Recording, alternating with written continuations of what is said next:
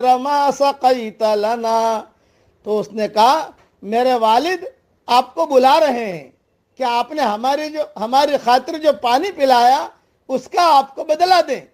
فلما جاءه وقص عليه القصص، پھر موسیٰ علیہ السلام جب ان کے پاس گئے تو ان سے سارا قصہ بیان کیا۔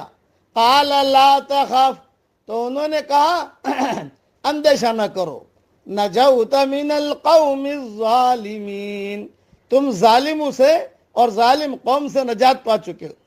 قالت احداہما یا ابت استاجرہ، ان میں سے ایک لڑکی نے کہا کہ ابا جان اس کو ملازم رکھ لیجئے، ان خیر من استاجرت القوی الامین، بہترین آدمی جسے آپ ملازم رکھیں وہی ہے جو مضبوط ہو، امانت دار ہو۔